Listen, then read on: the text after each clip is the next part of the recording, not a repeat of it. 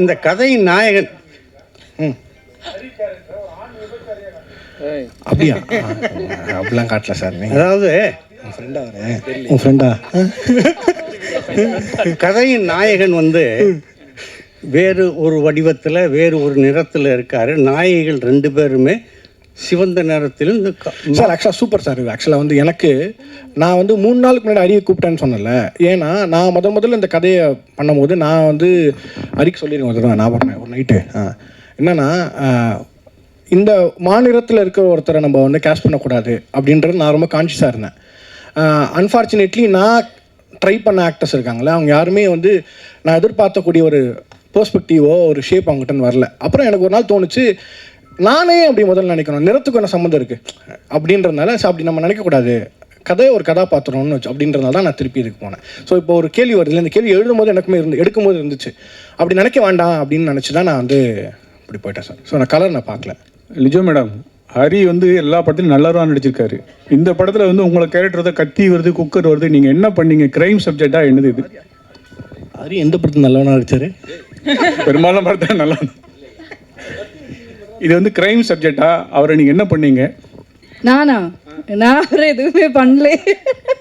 இல்லை, இது ஒரு க்ரைம் சப்ஜெக்ட் எல்லாம் இல்லை. நான் இங்கே எல்லோரும் முன்னாடியே பேசின மாதிரி நிறைய விஷயங்களில் நிறைய பேரோட பர்ஸ்பெக்டிவ்ஸை சேஞ்ச் பண்ணுற மாதிரி ஒரு படம். பட் இது த்ரில்லர் சப்ஜெக்டே இல்லை.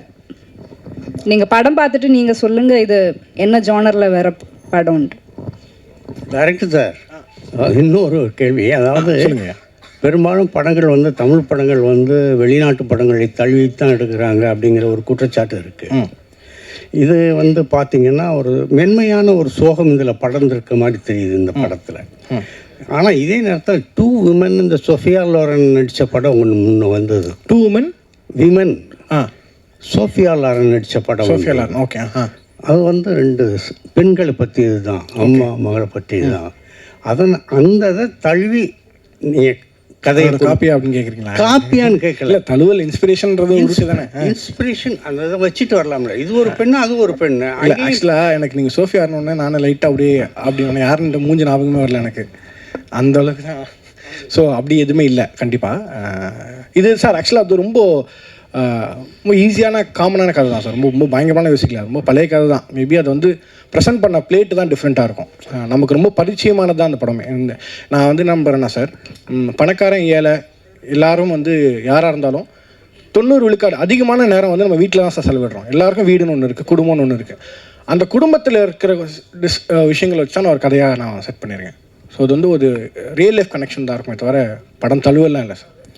என் வாழ்க்கையிலும் தழுவல் இல்லை, அதுவும் சொல்லிடுறேன். ஜோஷுவா இங்கே சொல்லுங்கள். முதல்ல வாழ்த்துக்கள். நன்றி. ஒரு நல்ல படத்தை அழகாக எடுத்திருக்கீங்க. அதே மாதிரி காஸ்ட்டுமே நல்ல பிரமாதமான ஆர்டிஸ்ட் செலக்ட் பண்ணியிருக்கீங்க. இந்த கண்டென்ட்டை ஃபஸ்ட்டு போட்டனாலே ஒரு பயம் இருக்கும், ஒரு நல்ல ஒரு கமர்ஷியல் படமாக பண்ணலாமேன்னு. இந்த மாதிரி ஒரு பொய்ட்ரிக்கான படம் பண்ணணுங்கிற இன்டென்ஷன் எப்படி வந்தது? இல்லை முதல்ல நீங்கள் எழுதின கதையா ஃபஸ்ட்டு இதுதான் பண்ணுவேன் அப்படிங்கிற மாதிரி? இல்லை, இது கமர்ஷியல் படம் தான். தியேட்டருக்கு வர எல்லா படமும் கமர்ஷியல் படம் தான். இல்லை புரியுது. சில அந்த ஸ்பேஸை சொல்கிறேன். நிறைய பேர் கேட்பாங்களா, ஆர்ட் சினிமாவே ஆர்ட் தான், அது ஆர்ட் சினிமா நார்மல் சினிமான்னு எனக்கு நம்பிக்கை இல்லை. இந்த படம் இப்படி தான் பண்ணணும்னு நான் திட்டமிட்டு தான் எடுத்தேன். எனக்கு இது கமர்ஷியல் எல்லாருக்குமே இது கமர்ஷியல் படம் தான். இது காமெடி இருக்குது, எல்லாமே நான் சொன்ன மாதிரி ஃபைட் இருக்காது, அந்த மாதிரிலாம் இருக்குது, அந்த மாதிரியான ஸ்பேஸ் இருக்காது. பட் நம்ம யதார்த்தமாக நம்ம பார்த்த இருக்கக்கூடிய ஸ்பேஸ் கமர்ஷியல் படம் தான். அது நான் சொன்ன மாதிரி தியேட்டருக்கு வர எல்லா படம் கமர்ஷியல் படம் என்னோட புரிதல் இருக்குல்ல, அதை நான் புரிஞ்சுக்கிட்டு தான். ஏன்னா நீங்கள் வந்து தியேட்டருக்கு வரும்போது ஒரு இன்வெஸ்ட்மெண்ட் இருக்குது உங்ககிட்ட இருந்து. சினிமாக்களை மட்டும்தான் இந்த சினிமாவோட பியூட்டியாக தான் நான் நம்புகிறேன். ஏன்னா ஆர்ட் ஃபார்ம் எடுத்துக்கிட்டிங்கன்னா மியூசிக்கு, பெயிண்டிங், லிட்ரேச்சர் இது எல்லாமே வந்து படிக்கிறவங்களுக்கு முதலீடு தேவையில்லை. நீங்கள் மியூசிக்கை வந்து நார்மலாக ஃப்ரீயாக கேட்கலாம், ஆர்ட்டை வேடிக்கை பார்க்கலாம், லிட்ரேச்சரை நீங்கள் லைப்ரரியில் போய் ஃப்ரீயாக படிக்கலாம். பட் சினிமாவுக்கு மட்டும் உங்களோட இன்வெஸ்ட்மெண்ட்னு ஒன்று இருக்குது. அப்போ அந்த இன்வெஸ்ட்மெண்ட்டுக்கு ஒரு படம் இருக்குது, அது தியேட்டருக்கு கொண்டு வரணும்னா அதுக்கு வேல்யூபிளாக இருந்தால் தான் நாங்களே இது பண்ணுவோம். ஸோ அதனால தான் கண்டிப்பாக அது கமர்ஷியல் படம் sir. Congrats sir. Thank you so much sir. Co director sir. Co டைரக்டரா? யார் அது? ப்ளூ ஷர்ட் அவர். கோ டைரக்டர்லாம் இல்லையே. யார் கோ டைரக்டர்? கோ ப்ரொடியூசரா? பிஆர்ஓ சொன்னதுனால கேட்குறேன். அது கொடுங்க சார். கோ ப்ரொடியூசர் சொல்லுங்கள். என்னன்னா நீங்கள் ஸ்டேஜில் பேசும்போது சொன்னீங்க ஆணாதிக்கத்தை பேசுகிறவங்களெல்லாம் செருப்பால் அடிக்கணும்னு சொன்னீங்க. செருப்பால் அடிக்கணும்னு சொல்லி இல்லை, நீங்கள் சொன்னீங்க ஸ்டேஜில், அது எல்லாருமே வீடியோ கூட இருக்கும் சொன்னீங்க. ஏன் அவ்வளோ கோவம் உங்களுக்கு ஆணாதிக்கத்து மேலே? இல்லை, இந்த படத்தோட சாரி, செருப்பால் அடிக்கிற மாதிரி இருக்கணும்னு சொன்னீங்க. செடுப்பால் அடித்தா மாதிரி வசனம் எழுதியிருக்காரு யுகபாரதியாரன். அப்படி ஏன் அப்படின்னா, ஒரு ஒரு இந்த இந்த சமுதாய கட்டமைப்பில் ஆண் பெண் அந்த 2 பேர் சேர்ந்து ஒரு ஒரு நேர்கோட்டில் போகும்போது தான் அந்த சமுதாயம் சரியான பாதையிலையும் இயங்க முடியும். அது இப்போ இல்லை, எப்போத்துலையுமே அப்படி தான். ஆனால் நமக்கு அதை வந்து ஈஸியாக நம்ம இக்னோர் பண்ணிட்டு போய்ட்றோன்றது தான் என்னோட ஒரு கவலையாக இருக்குது. ஈஸியாக இக்னோர் பண்ணுறோம் அப்படின்னா, இப்போது என்ன சொல்கிறது, அண்ணன் ஞானவேல் ராஜா சொன்ன மாதிரி நான் அந்த பொண்ணு ஈக்குவலாக தான் ட்ரீட் பண்ணுறேன். எங்கள் வீட்டில் என் பொண்ணுக்கு சுதந்திரம் கொடுத்துருக்கேன், என் ஒய்ஃப் ஃப்ரீயாக போயிட்டு வரலாம். இதெல்லாம் கொடுக்கறதுக்கு நீ யார்? இதுவே வந்து ஒரு ஆணாதிக்க சாதி மனப்பான்மை தான் சொல்ல வரேன் நான். சாதி பேசுகிறோம், மதம் பேசுகிறோம், எல்லாமே பேசுகிறோம். ஆனால் ஆணாதிக்கம் அப்படின்றது இந்த இடத்துல ஒரு சொன்ன மாதிரி ஆக்ட்ரஸ்ன்ற பேரை யூஸ் பண்ணுவோம், ஹீரோயினின்ற பேரை யூஸ் பண்ணுவாங்க. ஆக்சுவலாக ஹீரோயின்றவங்க சொல்லுவாங்க, ஆர்டிஸ்ட், காமன் ஆர்டிஸ்ட். அந்த சாதி அந்த அந்த ஆதிக்க மனப்பான்மை தான் வந்து ஒழிக்கணும்னு சொல்கிறோம். நான் இல்லையேன்னு சொல்லிட்டு நீங்களே நம்ம சொல்லிக்கலாம். ஆக்சுவலாக ஒவ்வொருத்தரும் சொல்லிக்கலாம். நான் அப்படி கிடையாதுங்க. ஒரு லேடி வந்தாங்கன்னா நான் சீட்டில் உட்காந்துன்னா உடனே நான் சீட்டை கொடுத்துருவேன், என் சீட்டை நான் கொடுத்துருவேன் அப்படின்னு சொல்கிறாங்க பார்த்தீங்களா? அது மாதிரி மனசு எல்லாருமே எனக்கு ஏற்கனவே உரித்தானது தான் வந்து இந்த சமுதாயத்தில் இருக்குது, அதை தான் நான் கொடுக்குறேன்னு சொல்கிறேன் பார்த்தீங்களா? அது தப்புன்னு சொல்ல வரேன் நான். இது வந்து எல்லாருக்குமான சமமான உலகம். அந்த உலகத்தில் irrespective ஆஃப் ரிலீஜன், மதம், இனம், சாதி எல்லாத்தையும் சார்ந்து இருக்கிற அந்த சமுதாயத்தில் எல்லாருமே பெண்ணை வந்து ஆணுக்கு கீழே தான் இன்னும் பார்க்குறாங்க, பலவீனமாக பார்க்குறாங்க. சார், இப்போ தமிழ்நாட்டில் இருந்து எல்லா நாட்டிலையும் சரி பெண்ணை வந்து கீழே தான் பார்க்குறாங்கன்னு சொல்கிறீங்க. ஆனால் நம்ம ஒரு விஷயம், நம்ம மேரேஜ் ஆகிட்ட பிறகு ஃபஸ்ட்டு என்ன போடுறோம்? இவரோட மனைவியின் பெயரா. இப்போ என் பேர் வந்து மோகன்ராஜ். இப்போ நம்ம எழுதும் போது ஐயா, நான் சமுதாயத்தில் நீங்கள் ஒரு ஃபார்மாலிட்டிக்கு போகிறத நான் சொல்ல வரல. நல்லா சார், இது ஃபார்மாலிட்டி கிடையாது சார், இது ஃபார்மாலிட்டி கிடையாது. இது சரிங்களா? பெண்ணை வந்து நம்ம முன்னிலைப்படுத்திக்கிறோம். நம்ம இப்போ கூட நம்ம பண்ணிட்டு தான் இருக்கும். ஆனால் சில விஷயத்தில் சில தவறு நடக்க தான் செய்யுது. அதை வந்து நீங்கள் வந்து ஃபார்மாலிட்டின்னு சொல்லவே கூடாதுல்ல சார்? இல்லை, என்னோட பாயிண்ட் ஆஃப் சொல்கிறேன் நான். என்னோட பார்வையில் இப்போ நீங்கள் ஒரு பத்திரிக்கையில் போடுறீங்க, ஒரு இன்விடேஷன் போடுறீங்க. ஃபார் எக்ஸாம்பிள் அண்ணன் சொன்ன மாதிரி லேடிஸ் அண்ட் ஜென்டில்மேன் சொல்கிறேன். இது வந்து வழக்கம், ஸ்டீரியோ டைப். இது அதை தான் வந்து இயக்குனர் ஜோஷோ வந்து அதை அழகாக உடைச்சிருக்காரு, சூப்பராக உடைச்சிருக்காரு. அது வந்து அருமையான வரிகளும் அங்கே சேர்ந்துருக்கு.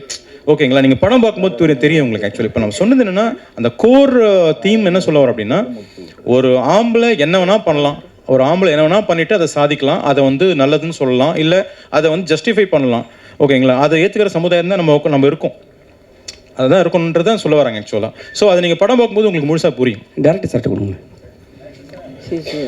டேரக்டர் சார், நீங்கள் படத்தில் வந்து நீங்கள் சொல்லியிருக்கீங்க, அந்த சாங்ஸ் ஒன்று காட்டியிருக்கீங்க, கண்ணாடியை உடைச்சிட்டு அந்த பெண் வந்து பொட்டு தாலி எல்லாம் எடுக்கிறாங்கன்ட்டு. ஆனால் தமிழ்நாட்டில் பொறுத்த வரைக்கும் நம்ம தாலிக்கு பெரிய முக்கியத்துவம் கொடுப்போம். சரிங்களா? பெண்கள்னாவே தாலி, குடும்பத்து பெண்கள்னாவே அந்த விஷயத்தை வந்து மறக்கவே மாட்டாங்க யாருமே. சரிங்களா? நீங்கள் வந்து ஒரு விஷயத்தை உடச்சிருக்கீங்க. இது தமிழ்நாட்டில் எந்த வித சாத்தியம் இல்லைண்ணா. ஆக்சுவலாக வந்து நீங்கள் சொல்கிறீங்களே தமிழ்நாட்டில் அப்படி, அது வந்து நம்ம எல்லா மக்களோட கருத்தாக நான் சொல்ல முடியாதுல்ல. என்னோட கற்பனையாக நான் அது ஒரு கதை வச்சுருக்கேன். படத்தில் வரும்போது அது கோர்வையாக வரும்போது உங்களுக்கு புரிஞ்சிடும். ஒட்டுமொத்த மக்கள், தமிழ்நாட்டு மக்களோட பிரதிநிதியை நம்ம என்னையும் நான் சொல்ல முடியாது, உங்களையும் சொல்ல முடியாது. அது உங்களோட ஒரு கொஸ்டினாக நீங்கள் வைக்கிறீங்க. இது சினிமான்றதுனால நம்ம படத்தை பார்த்துட்டோன்னா அது ஒன்றும் கிளியராக டிஸ்கஸ் பண்ண முடியும் நான் நம்புகிறேன். இவ்விழாவிற்கு வந்திருந்து சிறப்பித்த அனைவருக்கும் அன்பும் நன்றியும். Thank you so much. பொதுவாக வந்து எல்லா படமே வந்து நல்லா இருக்குது ஒரு படம் அப்படின்றது வந்து ஊடகத்து மூலிமா, பத்திரிகை மூலிமா தான் நம்ம தெரிஞ்சுப்போம். அப்படி இருக்க சூழலில் நான் அந்த மாதிரி இதெல்லாம் நல்ல படம் தேடி பார்த்து படித்ததெல்லாம் ஊடகத்தின் மூலிமா தான். இன்றைக்கி நான் ஒரு இயக்குனராக வந்திருக்கேன். கண்டிப்பாக என் படத்தையும் அது மாதிரி மக்கள்கிட்ட இப்போ கொண்டு சேர்க்கும்போது இன்னொருத்தரும் வருவதற்கான சூழல் உருவாகும். அதை பத்திரிகை நண்பர்கள், ஊடக நண்பர்கள் செய்யணும்னு ரொம்ப தாழ்மையுடன் கேட்டுக்கொள்கிறேன். நன்றி.